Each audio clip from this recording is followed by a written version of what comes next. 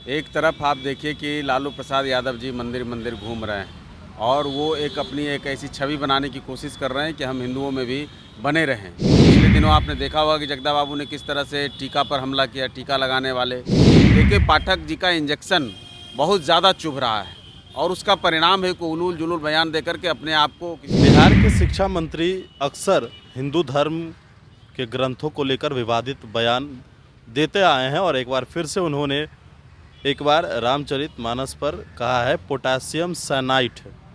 अब इसको लेकर अपने पार्टी के तरफ से तो घिरे ही हैं, भारतीय जनता पार्टी ने भी जोरदार हमला किया है।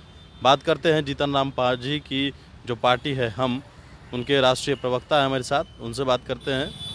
कैसे देख रहे हैं, लगातार बयान आ रहा है, कोई पहली बार नहीं है, इस बार तो और कहा जा रहा है कि वो उन्होंने कहा पोटासियम साइनाइड है। क्यों देते हैं वो इस तरीके का बयान? देखिए जानबूझकर दिया जाता है बयान और दिलवाया जाता है बयान। एक तरफ आप देखिए कि लालू प्रसाद यादव जी मंदिर मंदिर घूम रहे हैं और वो एक ऐसी छवि बनाने की कोशिश कर रहे हैं कि हम हिंदुओं में भी बने रहें। और दूसरी ओर अपने नेताओं से पिछले दिनों आपने देखा होगा कि जगदा बाबू ने किस तरह से टीका पर हमला किया, टीका लगाने वाले। तो उनको तो पूछना चाहिए कि भाई पंडित मदन मोहन मालवीय कौन थे, बाल गंगाधर तिलक कौन थे, मंगल पांडे कौन थे। उसके पहले आपने देखा होगा कि आलोक मेहता जी ने घंटा बजाने वालों पर आरोप लगाए, ये जो मंदिरों में घंटा बजाते हैं उन्होंने इस तरह का देश को गुलाम बनाया। तो इनकी जो पूरी मानसिकता है वो अब बिल्कुल खुलकर सामने आ गई है। और जहाँ तक शिक्षा मंत्री का सवाल है तो वो डिरेल आदमी हैं, उनका इलाज होना चाहिए। वो मानसिक दिवालियापन, पागलपन के शिकार हैं। जिस आदमी को कुछ समझ में नहीं आता कि हमको क्या करना है, हमारा क्या काम है, हमको किस लिए मंत्री बनाया गया, उस आदमी को के पाठक जी का इंजेक्शन बहुत ज़्यादा चुभ रहा है और उसका परिणाम है कि उलूल जुलूल बयान देकर के अपने आप को किसी तरह से। अब दो चीज़ें हैं, या तो वो आदमी अपने आप को मार्केट में बनाए रखना चाहता है, और नहीं तो फिर राष्ट्रीय जनता दल और ये जो घमंडिया गठबंधन है उसका जो एक एजेंडा है उसको ये आगे बढ़ाने का काम कर रहे हैं। जिस तरह से लगातार पूरे देश में, चाहे बिहार से ही शुरू हुआ, सनातन पर्वों पर की छुट्टियों में कटौती की गई, फिर उसके बाद देखिए तमिलनाडु में उदयनिधि किस तरह का बयान दे रहे हैं, और तमिलनाडु के मुख्यमंत्री और तेजस्वी प्रसाद यादव जी के मतलब जो आपसी संबंध है, राजनीतिक संबंध जो प्रगाढ़ हैं, वो भी खुलकर सामने आया है। तो ये सारी चीज़ें बता रही हैं कि इनके अंदर किस तरह से सनातन के प्रति और हिंदुओं के प्रति एक पूरा जहर भरा हुआ है और उस जहर को ये धीरे धीरे समय समय पर वो बाहर निकालते हैं। ठीक है, वो बात ठीक है।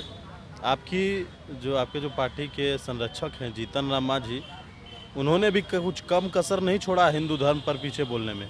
भले ही आप आज अलग हुए हों, लेकिन उन्होंने भी बहुत कुछ बोला है। नहीं, देखिए अब ये बात है क्या कि दोनों चीज़ों को आप मिलाकर, उन्होंने कभी क्या इस तरह की तुलना की? उन्होंने तो कहा कि रामचरितमानस में थोड़े चीज़ों पर सवाल उठाए जा सकते हैं, कुछ ऐसी चीज़ें हैं वो तो फिर विवेचना का विषय है। लेकिन रामचरितमानस के अंदर बहुत सारा हीरा और मोती है। हम उसके चलते किसी एक लाइन के चलते, किसी एक वक्तव्य के चलते हम किसी ग्रंथ को गलत नहीं ठहरा सकते। उन्होंने इसे महाकाव्य कहा और उन्होंने हमेशा कहा है कि राम का चरित्र जो है अपनाने लायक है। अब वो दूसरा विषय है कि वो भगवान को उस रूप में नहीं मानते, वो राम को भगवान न मान करके महापुरुष मानते हैं। आप ये मानते हैं कि वो भगवान नहीं मानते हैं राम को? वो देखिए, वो तो फिर अलग विषय है ना। आप निराकार को मानते हैं, साकार को मानते हैं, कोई शैवी मानता है, कोई वैष्णव मानता है, कोई राम को मानता है, कोई कृष्ण को मानता है, कोई देवी को मानता है। आप देवघर जाएंगे तो वहाँ राम को मानने वाले मिलेंगे क्या?